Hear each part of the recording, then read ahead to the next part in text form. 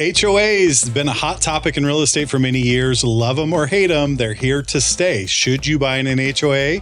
If so, what are some of the things you need to consider? To hear our thoughts and more, listen to this episode of The Den. The Den, powered by the Lyons Group, a show dedicated to exploring hot topics in real estate, local happenings, and industry trends. We're a small team of professionals approaching $400 million in sales and nearly 2,000 local transactions. You're listening to time-tested experts and industry leaders. Here's a refreshing look at real estate happenings and more. Welcome to The Den. Hello, everyone. Welcome to this episode of The Den. Today, we're going to be talking about HOAs, homeowner associations, the ins and outs, the pros and cons, the do's and don'ts. But before I get to that, let me introduce my friends, my partners, my co-hosts, the fellow members of the Lyons Group. To my left, Paul, hand me the Rockberry, Aspen, the Ninja Gruen, and the boss, Shannon Martin Martinez. My name is Ben, HOA Your Way to Freedom, Lyons. And actually, that's kind of misnomer if you're going to go into an HOA. There's not a lot of freedom in an HOA, but it's the best I could come up with. Stop, Paul. Come on. You know you. I did nothing. I did nothing. Again. I will say this, though, to start us off, because this is the worst topic ever. If you get on TikTok and you go on like the HOA Karens, it's the best thing ever. They're getting fined for your garage door has been open for 2 minutes. You're supposed to just drive out, shut the door. There could be, my neighbor would have so burglars. Yeah. There's another guy who's like takes all their trash out of the trash barrel, puts it on their porch, and here's $100 fine because you can't have this in the trash can for 2 days. It's crazy. Now that you say that, I watched one the other day where a guy came to an owner just moved in, and he said, "Hey, I'm so-and-so, and you may have heard my name." He kind of came with a little bit of arrogance for sure. And the guy's like, "No, I don't know who you are." And he said, "Well, I'm with the HOA. I'm the president, so you will know my name." And he said, "So just so you know, we only allow 30-foot U-Hauls here. And you had a 36-foot U-Haul the other day." And the guy's like, "Oh, okay, well, sorry about that." And he goes, No. Just so you know, you can't do that." And he said, "Well, the U-Haul's gone. I moved in." And he said, "Okay, but I'm just putting you on notice." And then he said, "And oh, by the way, your chair's out front here." And he took a measuring tape out. So when you were saying, and he measured the height of the chairs, and he said, "Your patio furniture is too tall for what our regulations allow." So I have no patience for that. I know. You're trespassing, buddies. Yeah. Right. And that's what happened. The guy's like, "You can get off my front porch now." But to your point, I would love to see Paul in a little vest and a measuring tape and just a clipboard. Yeah. Sign me up. Sign me up. Okay. Go. I'll be at your house first. Yeah. But in all seriousness, HOAs, sometimes we get people that move here. You all tell me your experience, but they're like, "Is it in an HOA?" And no, it's not. Okay, good. I don't want to be in an HOA. And oftentimes those people have moved here from a different state where they've had a terrible experience with an HOA. And so let's talk a little bit about that and some of the things that you've seen over the years and what you can expect if you buy in an HOA and some of the rules that we see that are common practices.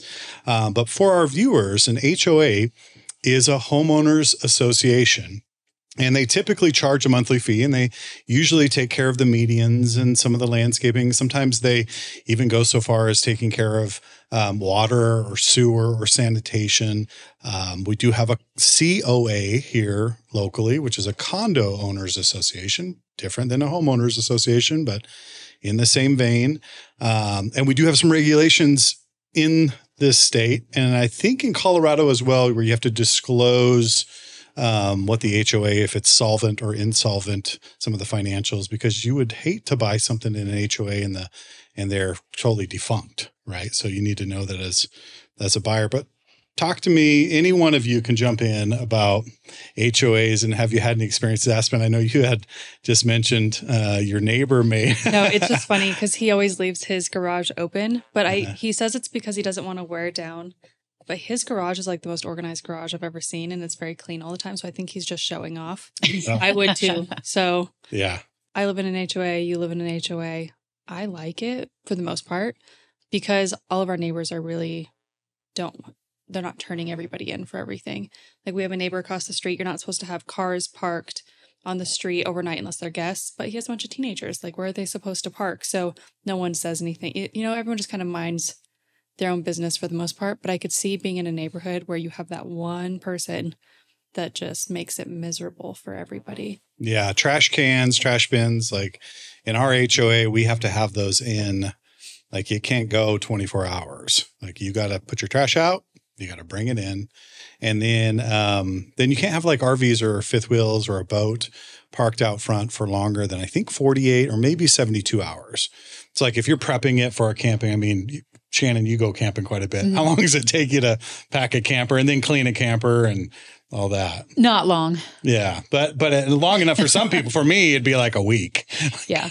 We just leave ours stocked and ready to go. So it doesn't take us long. But I do, yes, most people I think would take a while to get everything in and out. Yeah. You're also on a main drag and I'm in like a secluded part of the neighborhood. So it's really just the neighbors that I see, but I could see people see your stuff a lot more often. Like if I leave my trash cans out, it's going to be okay. It's okay. Yeah. Yeah. Mine, people are driving by it. Yeah. Yeah. The HOA president probably just. Yeah. We got our dog a few years ago. She's about 6 now. And she was barking. She was little, so she was barking. She just hadn't learned yet that there's an appropriate time to bark. Right. Because dogs know most of the time, right? And we got the HOA stopped by and said, hey, your dog's barking too much. We've had some complaints. You need to figure it out. And I went, ooh, where's that rule at?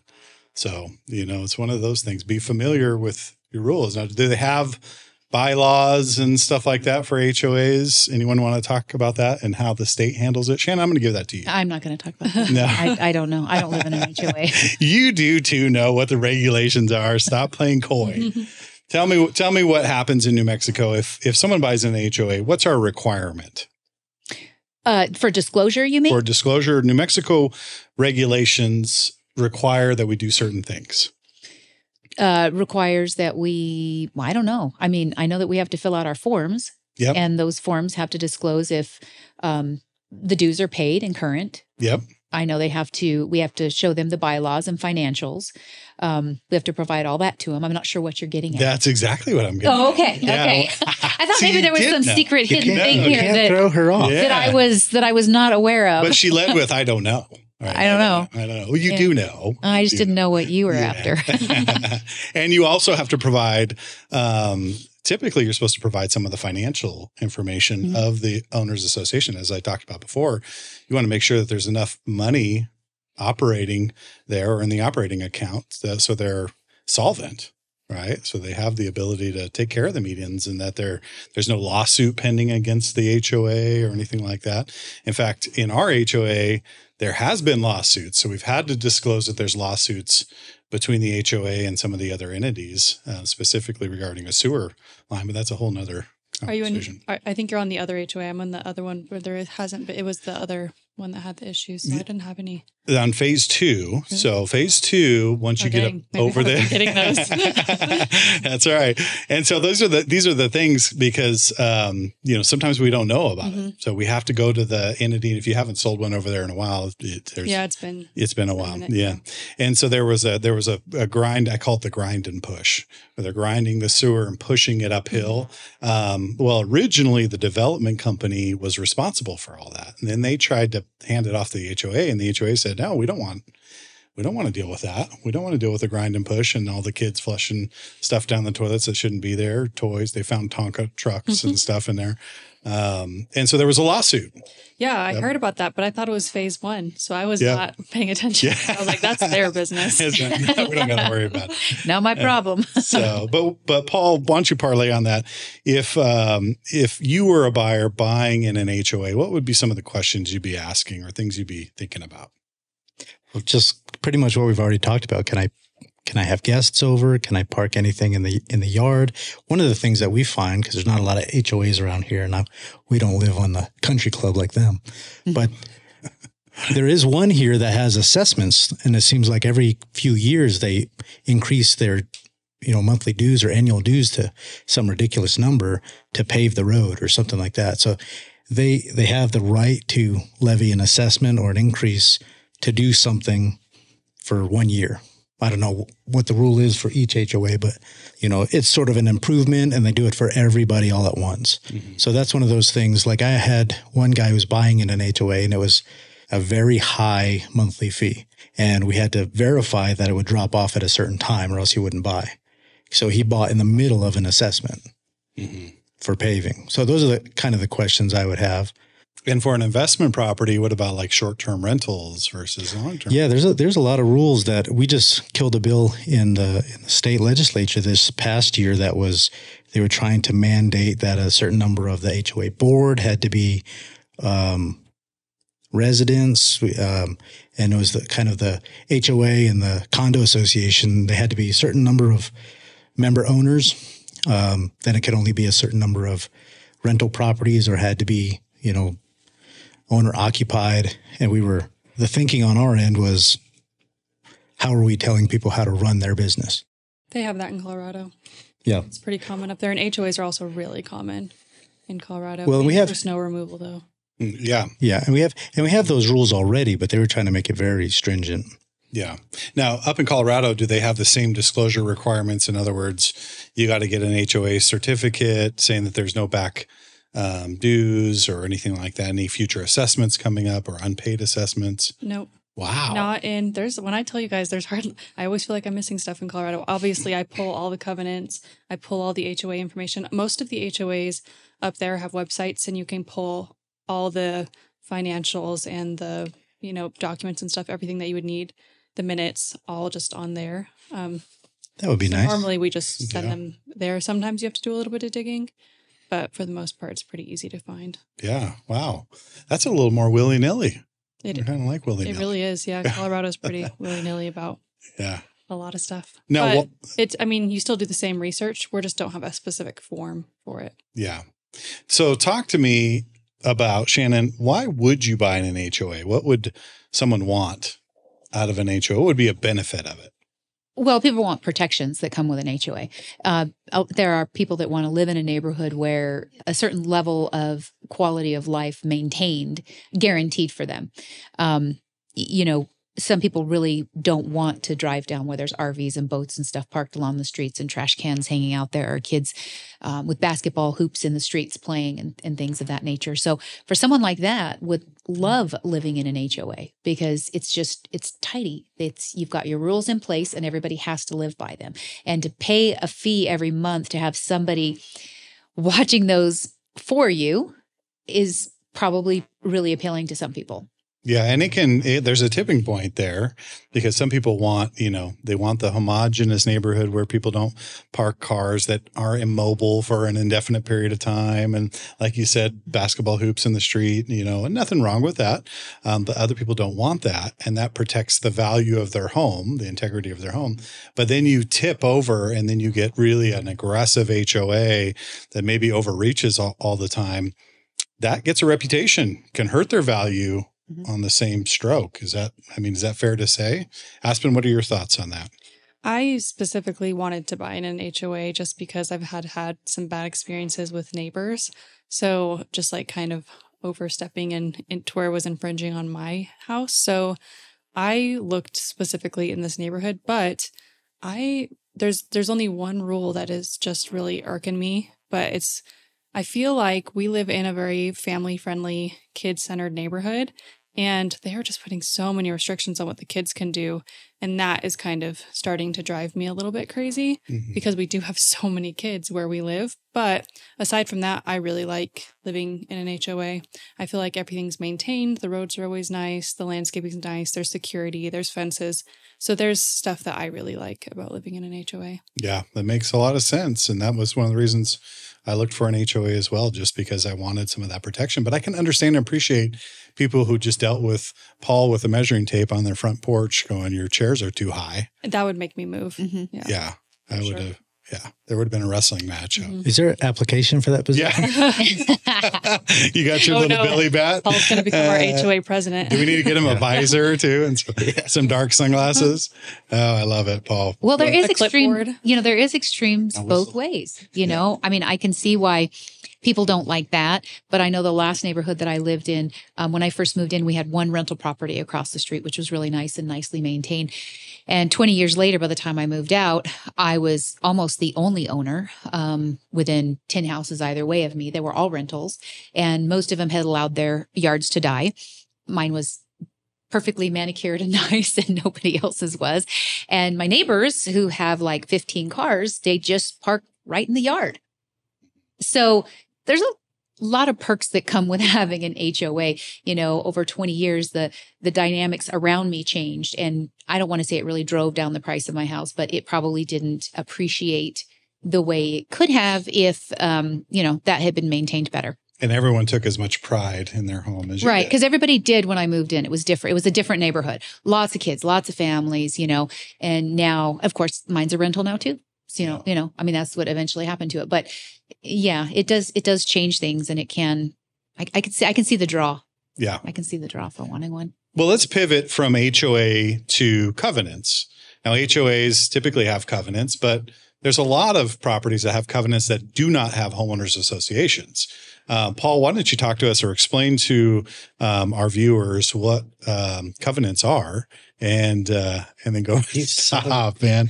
That's a softball. Yeah, they're usually the rules that are set up when a subdivision is being developed.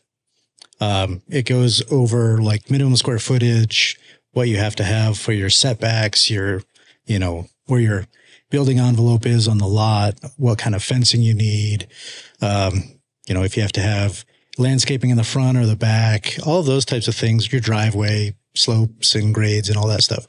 So when we find covenants, usually it's about, can I build a shop? Can I put a shed on here? Can I do these things? And we have to, go back to the covenants. What I found out selling a house out in a place where you thought would have pretty strict covenants, but people were breaking them all the time. As soon as the covenants are notarized and recorded, the city takes over. And the city code compliance office is supposed to be the ones that are enforcing covenants. Oh, wow. Yeah, I didn't realize that. Yeah. So says this guy that was talking to me. But he was actually the writer of these covenants. I have nothing to do with them anymore. As soon as we started, it goes back to the city. And if you talk to the code compliance people, they're like, yeah, we don't care. Yeah. So I think and one of the big things is you can put if you're building a subdivision, somebody can't put their RV on there, live in it for 6 months while they're deciding what to do with the lot. That's one of the things covenants protects. Mm-hmm. Yeah. I think that's a great explanation. And then, thank you. Yeah. You got winging it. Yeah. Winging it. Hey, that was a double. You hit a double. That's good. But also along with the lines of that, if there's a dispute over the covenant, so let's say Aspen moves next to me and I've lived in this neighborhood for 25 years and we're not in a homeowners association, and she decides she wants chickens. And in our covenants, it specifically says that no fowl to be raised or whatever else. I can go to the city. However, the city is going to likely say this is a person to person. This is a civil matter. So then I go to Aspen and say, look, I don't want to hear the rooster in the morning. Well, I'll get rid of the rooster. Well, I don't want to hear the chickens either.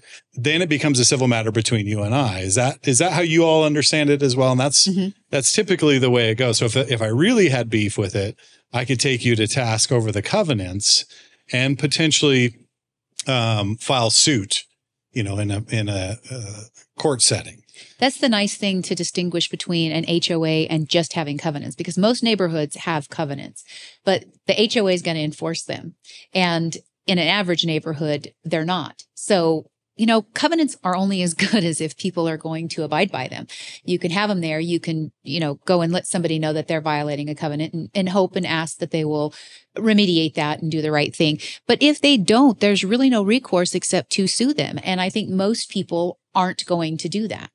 They're not going to hire a lawyer and take all their time and all their money to have the neighbor take the the car that they're working on in the driveway out of there. They're just going to be annoyed by it. And that's one of the problems with covenants is they do protect, but they're only as good as if people follow them. And with an HOA, you actually have some teeth behind it. Yeah. There's somebody there to make sure they're following it. I feel like it does come with like new builds too. So if there's a bunch of empty lots and it's a new subdivision, it makes sense to have some kind of covenants, just so when you're getting your building permits and everything, there is some kind of rules you have to follow. Mm-hmm. I know my tiny house, the people who built it are the ones who actually put together the subdivision and the covenants.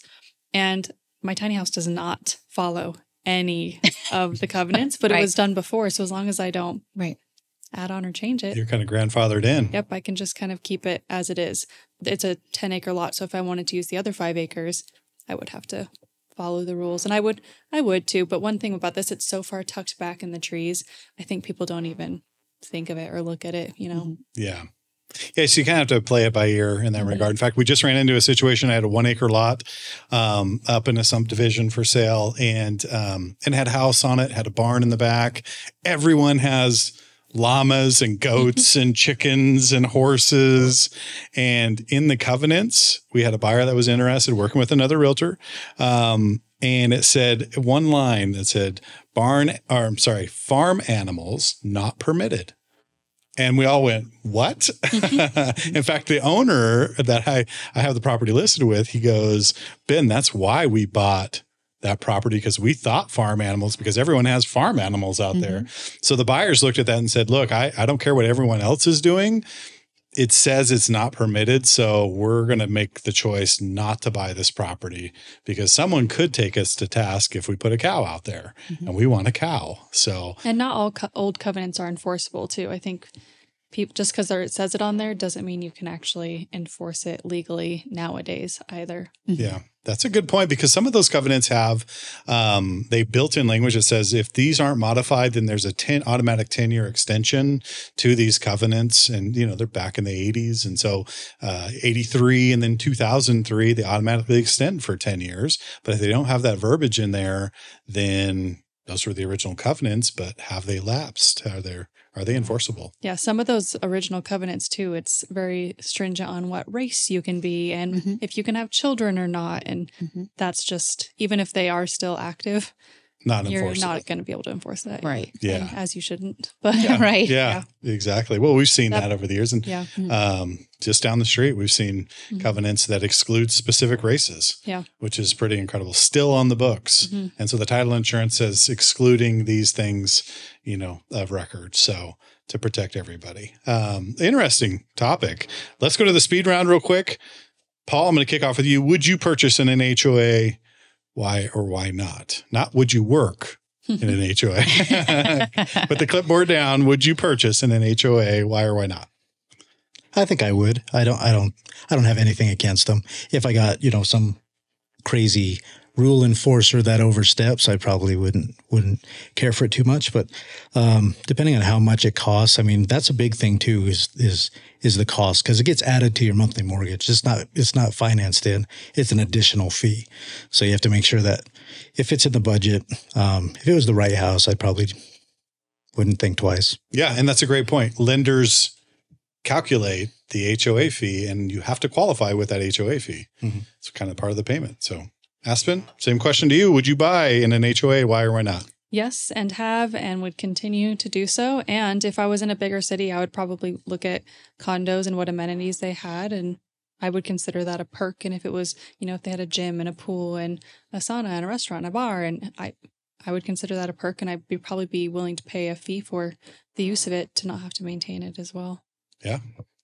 Great answer. Shannon? Yeah, I would. I think it's not for everybody. I think in individual, somebody has to decide, because there are people that don't want to be told what to do. I'm not going to pay somebody to tell me what to do with my property. Yeah. But I think I would. Yeah. I wouldn't be opposed to it. Okay, great. And I'll round us out here. I know several people out of this state. In fact, my brother is one of them. He lives in Nocatee, Florida, and it's a master planned community. And what's great about that is they pay their extra HOA, but they have access to like 4 different pools, and they have workout centers, and they've got yoga retreat stuff, and all that's a master planned community, and they love it. And they also keep the homogeny, I guess that's the word of the day, of the neighborhood. All the houses are very similar in style, and there's some controls there. So for me, yes, HOA works well if it's the right fit. If there's an overreach, and I agree with you, Paul, if there's an overreach, someone out there with a little hammer on my door every day, that would be a big turnoff, and it could affect your value down the road because no one wants to deal with that. So thankfully, we don't have much of that here locally, but great conversation. If you're considering purchasing in an HOA, you should absolutely understand what you're buying. And of course, look at the covenants. Get a good realtor because they can help navigate those channels for you, help you understand the full picture of what you're purchasing there. So on to my favorite part of the episode, the Lyons Pride.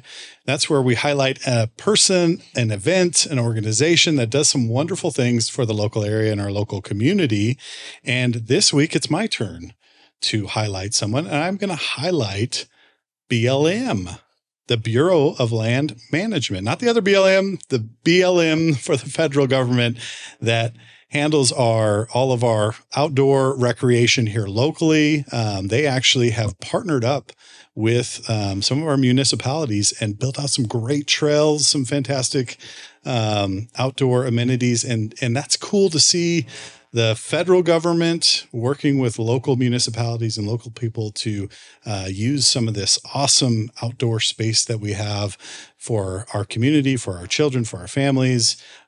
Troy Sawyers is a good friend of mine, and he works down there. And there's a bunch of men and women that do a great job down there. So I just want to tell you, thank you for all that you do and helping bridge that gap between federal lands and our local community and helping it really become an asset for our area. So thank you for that. And welcome to the Lyons Pride. So if you like our episodes, please like and subscribe to our YouTube channel. Go onto our Facebook page. We have Instagram. We have TikTok. We have all kinds of great content.